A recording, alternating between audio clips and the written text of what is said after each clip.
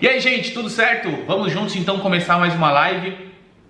Tô muito feliz de estar com vocês. A gente está aqui para a nossa live de número 9 e hoje eu quero falar com vocês sobre a síntese do livro The Freak Factor, como transformar as suas fraquezas em algo que te torna único. E eu tenho certeza que você hoje admira alguém que fez fortuna, fez fama, fez seu império pessoal em cima de uma fraqueza, né? Eu vou dar mais exemplos aqui, mas quando você começa a analisar o perfil de pessoas como, por exemplo, Elon Musk, Bill Gates, Mark Zuckerberg, todos os caras que você vê que tiveram uma obsessão com aquela atividade ou com aquele gosto, né, e fizeram disso um negócio, fizeram disso uma ferramenta de transformação do mundo, eles em algum momento, né, isso antes de terem lá os milhões de fortuna, antes de serem reconhecidos, antes de não serem mais taxados como loucos e sim como gênios, né? Todos eles foram questionados por conta dessa obsessão e foram chamados de loucos, foram chamados de malucos, e eu vou tratar aqui disso porque a minha ideia é, juntos, a gente mudar esse conceito, né? Se você hoje tem algo que você se envergonha, uma fraqueza, saiba que é aí que está o seu maior potencial e a gente vai caminhar juntos por essa jornada. Então vamos juntos começar aqui pela nossa introdução. Eu montei um mapa mental aqui com os principais tópicos que eu queria tratar. Primeiro, né, freak, quando você pega o termo freak em português, ele pode significar, né, maníaco, fanático, estranho, irregular, malforme. São todas características muito negativas, né? Elas geram uma crítica muito grande em quem é o freak. Você já deve ter visto nos filmes aí, que esses filmes de high school, de colegial americano e tal, sempre tem, oh, he's a freak, oh, look at that freak. É sempre o cara meio que tá sozinho, tá cabisbaixo e tal, tudo mais. E esse livro aqui encara o termo como nada mais do que alguém que tem uma obsessão positiva, alguém que tem um tópico, um assunto, um tema que ele gosta mais do que os outros, que ele se interessa mais do que os outros, e ele gasta mais energia do que os outros com aquele termo. E fato é que nenhum de nós é normal. E você tem amigos que comprovam essa teoria, eu tenho certeza que você tem amigos que não são normais, mas nenhum de nós é normal e nós nem deveríamos tentar ser. Por quê? Justamente essa peculiaridade que cada um de nós tem que nos torna únicos e faz com que que todos tenham espaço e que nunca exista um mercado saturado, seja lá aquilo que você faz, né? E o livro busca auxiliar na transformação dessa diferença, dessa peculiaridade, desse ponto específico que você tem em algo único. Uma coisa muito importante que ele trouxe, e eu acredito, né? Nós, você, eu, nós não podemos ser o que a gente quiser. Eu não posso ser campeão de tênis. Eu não posso ser o melhor jogador de basquete. Não existe essa ideia, né, de que eu posso ser o que eu quiser, mas eu certamente posso ser melhor do que eu sou. E eu acho que é isso que o livro traz, né? Quando ele ensina alguém a potencializar os seus pontos fracos, veja que eu não estou falando corrigir, né? Porque eu acho que um ponto fraco ele, no máximo pode virar um ponto mediano. Mas quando você analisa seus pontos fracos e enxerga nele as potencialidades, você aí sim consegue ser muito melhor do que você é.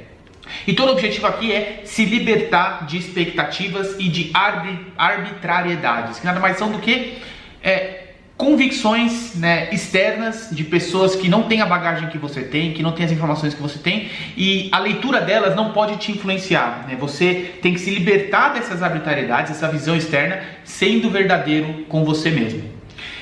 O David Randall, que é o autor do livro, ele é formado em liderança, então, e a gente sabe que a liderança está muito ancorada nisso, né, em você ter uma identidade, você ser alguém inspirador, alguém que tem características únicas, né, que as pessoas não encontram em outro lugar. Também é formado em psicologia e também trabalhou com stand-up. Então você pega esses pontos, você consegue enxergar como as peculiaridades vão se juntando. E ele é categórico, né? Qual que é o ponto? Você não tem que consertar as suas fraquezas. Você tem que abraçar as suas falhas, porque isso aumenta a sua felicidade, aumenta a sua energia e aumenta a sua satisfação.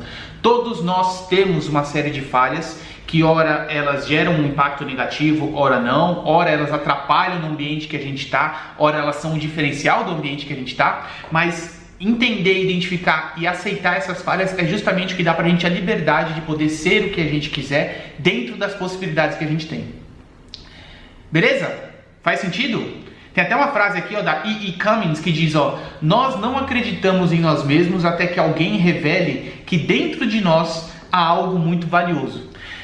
Eu quero que você compartilhe comigo aqui se já não teve alguma situação na sua vida onde você só acreditou em um conceito ou em alguma mensagem quando essa mensagem veio de fora. Quando alguém chegou para você e falou, cara, sabia que você se fala muito bem? Cara, você sabia que você escreve muito bem? Porra, velho, você sabia que você desenha muito bem? E você já sabia disso lá no fundo, mas você não estava confortável em aceitar isso. E quando vem de fora, você começa a avaliar que aquilo pode ser verdade. Porque a gente dá muito mais valor para a opinião externa, né? E o livro traz justamente isso. Se libertar das arbitrariedades. O David, ele traz aqui no livro 7 estratégias, né, os 7 passos de uma estratégia para que a gente encontre o nosso fator freak, para que eu consiga identificar aquilo que eu vou amplificar e fazer disso um diferencial. Então as 7 são consciência, aceitação, apreciação, amplificação, alinhamento, esquiva e afiliação. Então vou passar por cada uma delas. O primeiro passo é você criar a consciência do seu fator freak, né? Então você monta ali, isso é uma matriz SWOT ou uma análise sua com você mesmo. Cara, quais são meus pontos fortes? Quais são meus pontos fracos? O que eu faço bem? O que eu faço mal? Né? O que eu faço ruim? O que eu não faço tão bem? Primeiro ponto é essa consciência.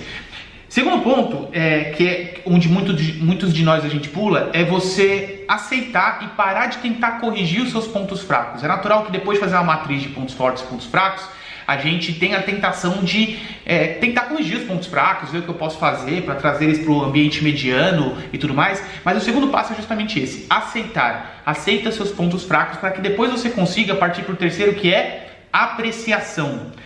Aceitar suas características únicas. Cara, eu não gosto de interagir com pessoas, eu não sou uma pessoa social, eu não gosto de me apresentar, eu não gosto de ser testado, eu não gosto de desenhar, eu não gosto de escrever. Cara, legal, eu não sou uma pessoa que escreve. Eu não sou uma pessoa que escreve. Eu não sou uma pessoa que escreve bem. Eu não sou uma pessoa que fica confortável em rodas sociais. Eu não sou uma pessoa que fala bem em público.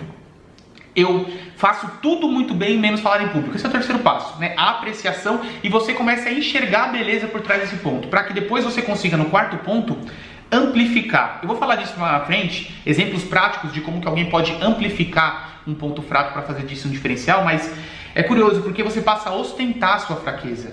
Veja, quando você tem vergonha de uma coisa, a única maneira de você não sofrer com aquilo é você tirar do meio a única coisa que ele pode usar para te machucar, que é expor aquele ponto em questão. Então, quando eu trago para a mesa aquilo que eu tinha receio de todos verem, ou que eu tinha receio de todos citarem, ou que eu tinha receio de alguém apresentar, eu mato toda a possibilidade de me sentir mal, porque eu trouxe para a mesa aquilo que poderia me matar, né? Você já viu nesses documentários sobre startup, o CEO sempre acorda pensando qual é a empresa que pode me matar hoje. O cara vai e cria a empresa para impedir que aquilo vire um risco. É justamente isso, para impedir que isso vire um risco, você dá o passo além.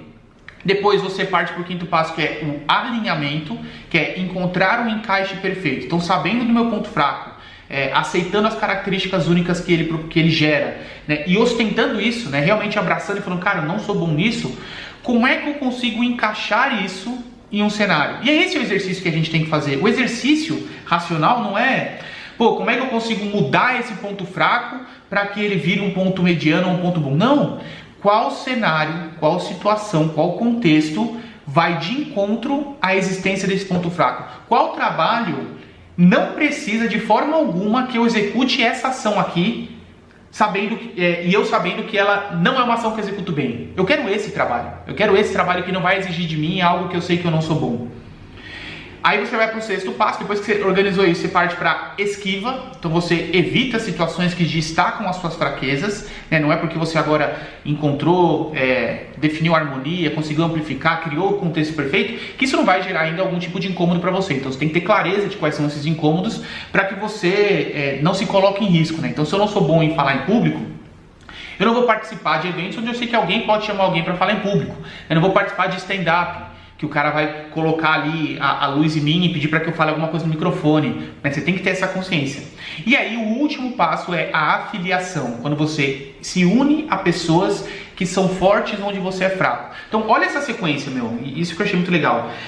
Vamos pensar aqui, puta, eu não sou bom em falar em público. Pô, legal, eu não consigo falar em público, eu fico travado e tal, beleza.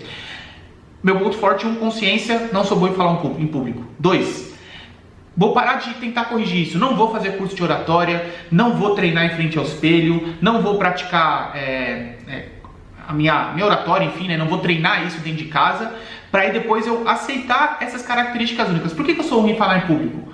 Cara, porque eu não gosto de... Eu gosto de ter um roteiro para eu seguir, então eu gosto de ler o texto, eu gosto de escrever, eu gosto de preparar, eu gosto de ficar na coprodução, eu gosto de ficar no backstage, eu gosto de ser suporte para quem está falando em público. Então, por não gostar de falar em público, eu sou a melhor pessoa que tem para ajudar alguém que vai falar em público, porque eu sei quão ruim pode ser você ir falar em público e tudo que você precisa que aconteça não acontecer, não ter um copo d'água ali, não ter a luz bonitinha para você, não ter o púlpito bonitinho lá com o TP, não ter o microfone ajustado. Então é justamente esse o ponto. Aí eu vou passar a ostentar minhas fraquezas. Cara, eu não falo em público. Eu sou o melhor assistente de palco porque eu não falo em público. Mas eu sei quão incômodo isso pode ser e eu deixo tudo preparado para que você tenha a melhor experiência. Porque eu sei tudo que pode dar de ruim. Porque a minha cabeça naturalmente pensa nisso. A minha cabeça naturalmente pensa em tudo que pode gerar vergonha, pode gerar incômodo, pode gerar ansiedade para quem for falar em público. E aí eu vou pro 5º passo, que é encontrar um encaixe perfeito. Cara, eu vou trabalhar no backstage de lançamentos digitais, vou trabalhar com palestras, vou trabalhar com transmissões atrás das câmeras.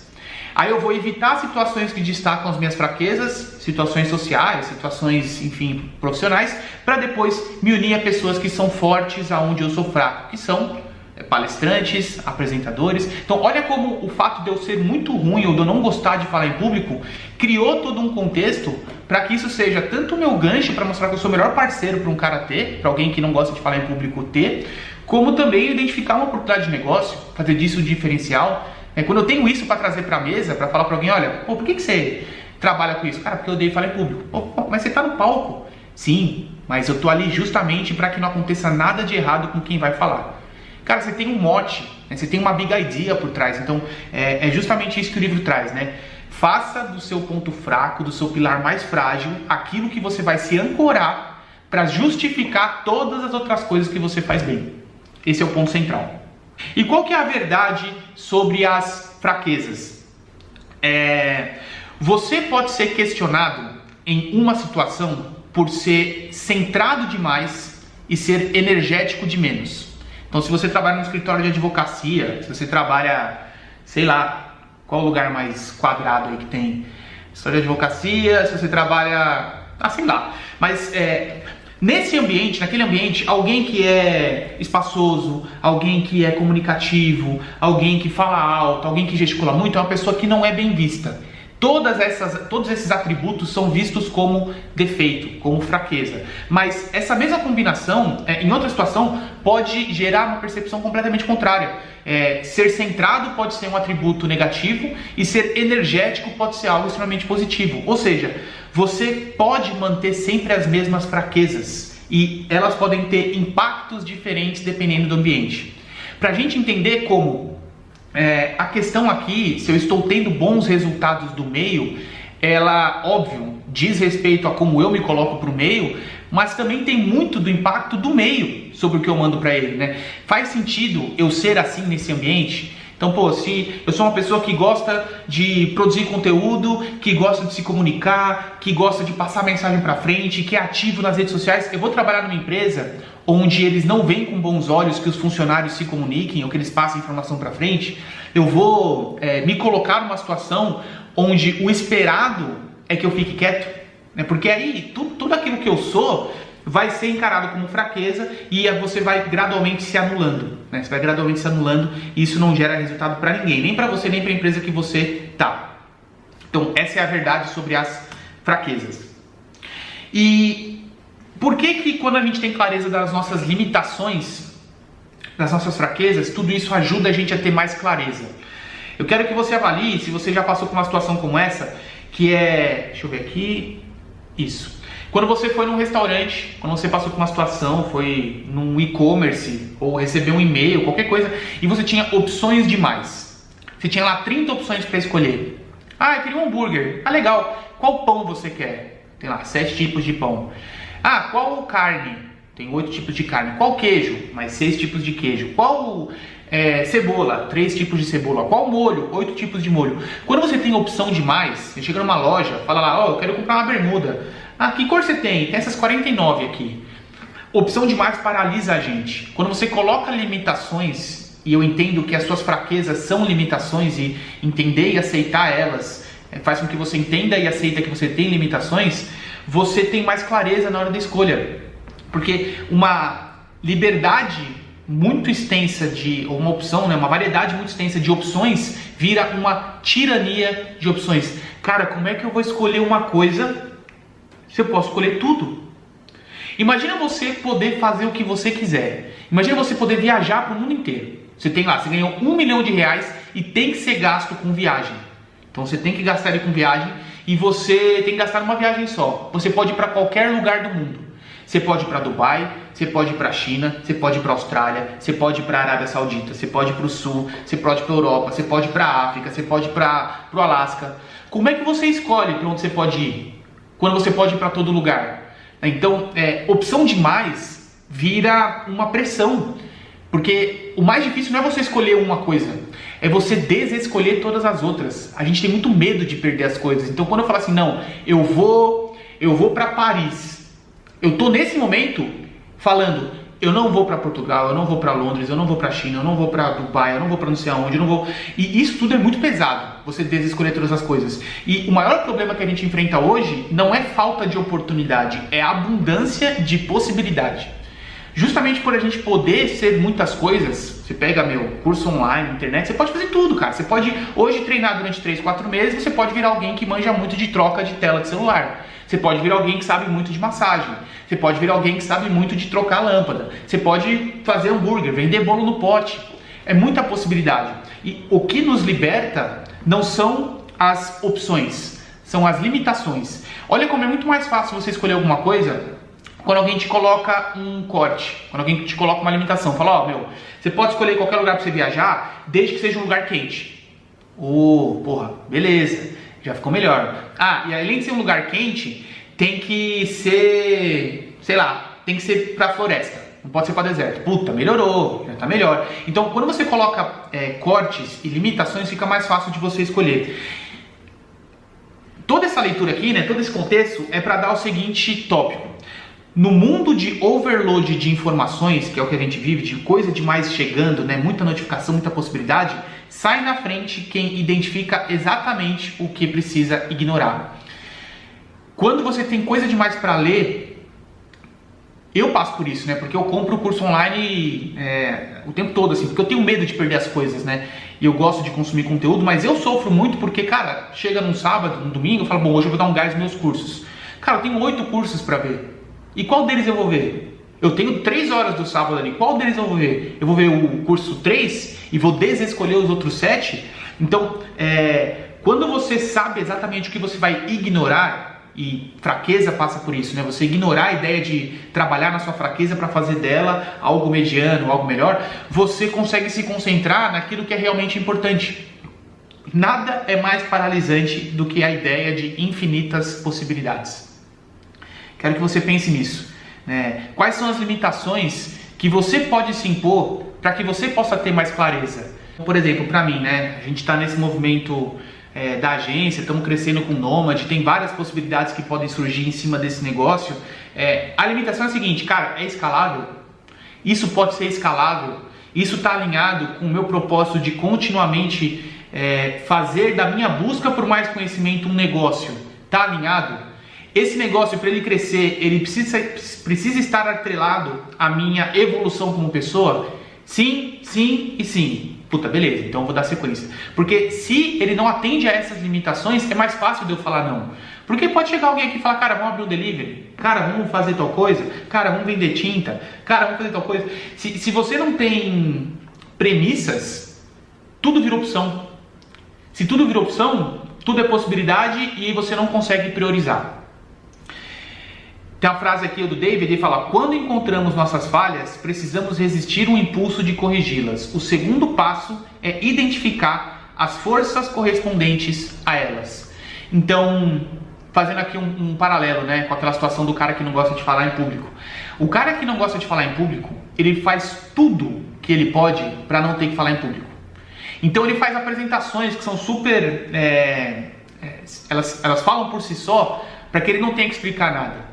Ele consegue organizar muito bem os documentos e os e-mails para que ele não tenha que explicar nada. Então existe sempre uma força atrelada àquela fraqueza que te incomoda. E é justamente esse trabalho. Resistir um impulso de corrigir a sua fraqueza para que você possa depois identificar as forças correspondentes a elas. Essa é a importância das limitações. E aí eu quero apresentar para vocês aqui os 4 P's do alinhamento. Isso tudo ligado aqui também ao nosso trabalho com as fraquezas. Então, primeiro P do alinhamento, se você quiser identificar um trabalho que vai te satisfazer, algo que você pode tomar como missão sua profissional, né? Você vai dar sequência, primeiro P é o paixão. O que você ama e o que te gera energia. E aqui, você, cara, continua com o seu trabalho, continua com a sua rotina, tudo segue igual. Mas pega uma folha de papel e escreve, cara, o que eu gosto de fazer mesmo? Esses dias eu vi uma amiga que ela fez da habilidade que ela tem de ir no centro de São Paulo, encontrar as melhores lojas, selecionar as melhores roupas, né, e encontrar boas barganhas, ela fez disso um negócio. Isso é algo que ela faz bem, que alimenta ela, ir para o centro, encontrar as lojas, falar com os vendedores, ver o que é tendência, barganhar os preços. Ela virou uma personal shopper. Ela recebe pedidos das pessoas e vai lá, para quem não tem tempo ou interesse de ir até o centro, e ela também traz as tendências do centro para quem quiser comprar aqueles produtos. Por quê? Fez exercício. O que ela ama? O que gera energia? Então esse é o primeiro P, né? O primeiro P é o da paixão. Para depois você avaliar o segundo P, que é proficiência. Quais são as suas habilidades? O que você faz bem? Você precisa ter essa visão dos 2 pilares, né? Aquilo que eu gosto de fazer me gera energia e o que eu faço bem? O que vem pra mim fácil? O que não é complexo de eu fazer? Para a maioria das pessoas é difícil nível 10, para mim é nível 2. Faço bem, faço simples. Terceiro P, e olha só que é só aqui que ele aparece, hein? Só no terceiro ponto de avaliação. Pagamento. Como você pode receber pagamentos pela combinação da sua paixão com a sua proficiência. E o quarto P, que entra para fechar todo o ciclo, é o P do propósito. Como você pode fazer a diferença para as pessoas? Como que você pode ter uma contribuição positiva? Aqui eu trago o propósito, não com o sentimento de que você vai fazer algo, que você vai acordar todo dia feliz e satisfeito porque você está atendendo o seu propósito. Não. Propósito aqui é no seguinte sentido: você consegue enxergar que seu trabalho é importante para os outros. Isso é um ponto muito importante. A gente levantar da cama, fazer algo e ter a ciência de que se eu parar de fazer isso hoje, alguém vai dar falta. Alguém vai sentir. Olha só, hoje veio aqui, o Marlon tá aí, né? Hoje o Marlon veio aqui, a gente está aqui no Espaço Network, ele veio aqui e falou que ele compartilhou os vídeos das lives aqui com o filho dele, né? E o que o filho dele faz, uma das aulas que fala de foco, é muito importante, que pode ajudar ele nas atividades dele. Então, como você entende que isso deve fazer eu me sentir, né? Um trabalho que eu fiz ancorado na minha paixão, que é a evolução contínua, e ler e sintetizar conteúdo, com aquilo que eu faço bem, que é compartilhar esses conteúdos, e que eu fiz disso um negócio, então atendi o pagamento, né? É uma comunidade, tem uma anuidade disso aqui, agora tem um propósito, porque tem gente que vai sentir falta se eu parar de fazer. Então é esse tipo de ciclo que a gente tem que avaliar, né? E seguir essa sequência é muito importante, porque se você começa pelo P do dinheiro, do pagamento, você vai seguir o caminho errado, que é o caminho da frustração, é o caminho do fracasso, porque você está começando pelo dinheiro, né? Você tem que começar pela paixão. O que você gosta de fazer, o que você faz bem, como que isso pode gerar pagamentos para você e como que você vai perceber o propósito dentro daquilo, como que aquilo vai gerar valor para as outras pessoas. Peter Drucker diz, né, outra frase aqui que eu tirei das anotações do livro: pessoas fortes têm pontos fracos, onde há picos, há vales. Então, se você tem um ponto fraco, saiba que ele é justamente a correspondência de algum ponto forte que você tem. E é esse trabalho que a gente está fazendo, transformar todos esses vales, né, e que hoje são as únicas coisas que você talvez esteja percebendo, nos seus picos. Olha aqui alguns exemplos. Se você levar em consideração só o que é ensinado nas principais instituições de ensino, você não vai ver o verdadeiro potencial que você tem. Tem um cara chamado Jimmy Kimmel, que ele tem um talk show nos Estados Unidos, super famoso, e ele era muito criticado quando criança, né, na escola, por zoar demais na sala de aula. Então o professor batia nele, né, ali, batia verbalmente, né, criticava e tal, por ele zoar demais na sala de aula, e chegou a dizer para ele que ele não ia chegar em lugar nenhum, né, que o futuro dele estava fracassado, estava comprometido, tal, tudo mais. E justamente essa postura de zoeira, né, de humor, de inquieto que o Jimmy tem, ele fez essa zoeira o seu trabalho e se tornou o host do Jimmy Kimmel Live. E depois de toda a jornada de crescimento do programa, e ele é muito reconhecido por ser uma pessoa que, tem um programa muito divertido, né? Vocês devem ter visto que estourou alguma época aí nas redes sociais aquele vídeo onde tem a banda dele, né, que é mó galera assim, tocando várias versões de música, tipo ukulele, né, fazendo umas versões super divertidas assim. Ele chegou a participar de um jantar na Casa Branca com o Obama. E no momento em que ele estava falando ali, né, agradecendo e tal, ele citou o professor. Falou que o professor, quando ele era pequeno, disse que ele não ia chegar a lugar nenhum. Ele falou assim: professor, essa aqui é pra você, porque eu agora estou prestes a dar um high five no presidente dos Estados Unidos. Largou o microfone assim e pau, deu um high five no Obama. Então ele fez do que era uma fraqueza, né? Ele é muito disperso, ele zoa demais, faz muita brincadeira, é muito infantil. Fez disso o principal diferencial e se destacou por isso, né? Agora, obviamente, ele não fez de qualquer jeito, não é sair abraçando, foda-se, eu não vou prestar atenção nisso porque isso aqui não me interessa. Ele foi all-in. O cara se tornou um profissional da zoeira. O cara profissionalizou a zoeira. E é isso que a gente tem que fazer, profissionalizar a nossa fraqueza ou a força correspondente. E na maioria das situações, a gente costuma esconder as nossas fraquezas. E é óbvio, você amplificar, não estou falando que todo mundo consegue, né? Você tem que ser um pouco louco para conseguir fazer isso, e você tem que ser até um pouco louco para querer fazer isso, né? Para você querer se expor dessa forma. Mas para as pessoas certas, não tem escolha, sabe? Não dá. Eu tenho muito amigo que é da área da música, da arte e tal. Não tem escolha para eles. Não existe outra opção, não existe se adequar ao meio, né? Não existe se anular em partes para fazer sentido para o meio. Eu sou o que eu sou e é isso. E eu vou criar o contexto que satisfaça isso, né? E quando elas viram profissionais na fraqueza, elas encontram o seu real poder. Vide o cara que profissionalizou a zoeira. E aí eu quero te convidar a fazer a seguinte análise. Qual é a sua fraqueza? Cara, senta com você ali 5 minutos e escreve o que eu sou ruim, o que eu sou fraco, o que eu não consigo fazer. Como que você poderia ostentar essa fraqueza, fazer disso uma âncora, fazer disso algo que te empodera. E como que você pode se transformar um profissional nessa fraqueza. E aí o raciocínio é o seguinte, pensa assim, o que você não consegue não fazer? Por exemplo, cara, eu não gosto de reunião. Eu não consigo deixar de tentar transformar o que seria uma reunião em um e-mail bem redigido, em um vídeo com as informações bem organizadas, né? Em tentar ser um pouco mais objetivo ao passar uma demanda ou passar uma informação. Então, eu não consigo não passar por essa etapa. Vamos marcar uma reunião terça-feira? Puta.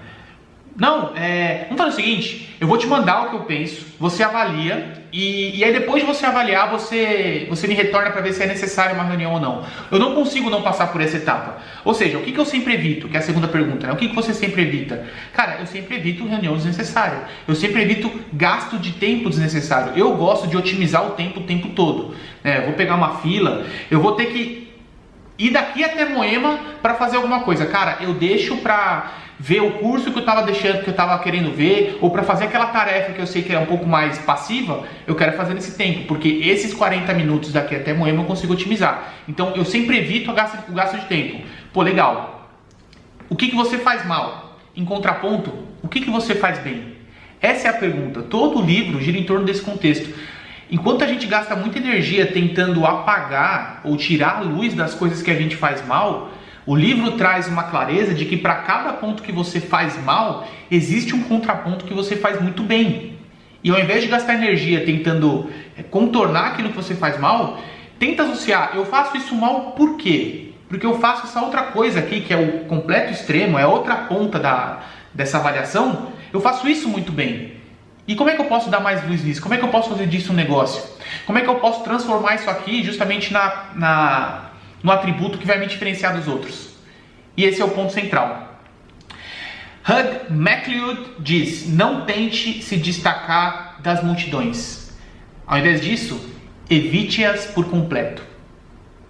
E aí, Elizabeth Cady Stanton diz, a natureza não se repete, as possibilidades de um ser não serão encontradas em outro. A combinação de atributos que você tem, de habilidades, aquilo que você faz bem, junto com aquilo que você não faz tão bem, junto com a sua visão de tudo isso, todo esse contexto é encontrado só em você, nesse mundo inteiro. E é uma pena a gente anular parte disso por conta de vergonha ou por receio de como isso vai soar. Então, a gente falou sobre como transformar fraquezas em pontos únicos, né? Seu diferencial único. A gente começou falando muito sobre o fato de um freak ser, na verdade, alguém que tem uma obsessão positiva. Você, obviamente, não pode ser aquilo que você quiser, mas você pode ser, com certeza, muito mais do que você é hoje. E o objetivo aqui de todo esse material é ajudar você a se libertar das arbitrariedades externas, né? Das visões, das condições externas que o meio impõe a você, porque você não precisa consertar suas fraquezas, o que você precisa é abraçar as suas falhas, porque é isso que vai te dar felicidade, energia e satisfação. A gente falou sobre os 7 passos da estratégia para você encontrar o seu fator freak. E os 7 passos são, primeiro, você ter consciência de qual é o seu ponto fraco, para depois você aceitar e parar de tentar corrigir esses pontos fracos. Na sequência, você aprecia ele, identifica a beleza que existe nesses pontos fracos que você tem e você passa a amplificar ele ostentando as suas fraquezas, para que isso não vire algo que te derrube ou que te gere risco de alguma forma. No 5º passo, você alinha e encontra um encaixe perfeito dessas fraquezas no seu ambiente, na sua rotina, no seu trabalho, na sua vida. Você, por fim, se esquiva de situações que vão destacar suas fraquezas e se afilia com pessoas que são fortes justamente onde você é fraco. Os 7 passos aí da estratégia freak. A verdade sobre as fraquezas é que o que você tem de fraqueza hoje pode ser uma fraqueza no ambiente que você está, mas em outro ambiente é justamente o que eles estão procurando, é justamente um atributo que faz alguém se destacar naquele ambiente, e se isso está te incomodando aqui nesse ambiente, você devia estar lá. Você devia pesquisar por lugares que vão celebrar aquilo que você hoje não consegue mudar, que faz parte de você. E falamos sobre a importância das limitações, que quando a gente tem opções demais, é difícil escolher, né? A variedade de opções, a pluralidade de possibilidades é o que nos trava, é o que faz a gente se paralisar.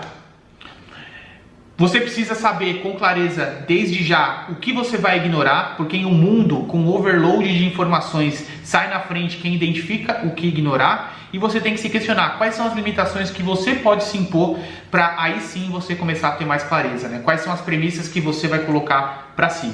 E a gente fechou falando sobre os 4 P's do alinhamento, né? Que são paixão, proficiência, pagamento e propósito. O que você faz, o que você vai destinar parte da sua vida tem que estar alinhado com essas 4 coisas nessa ordem, né? Tem que ser algo que você ama e te gera energia, algo que você faz bem e que usa das suas habilidades, das suas potencialidades, algo que te gera pagamento e cabe a você fazer dessa junção aqui da paixão e da proficiência algo que vai te gerar pagamento, e por fim, algo que atenda um propósito. E o propósito aqui não é uma questão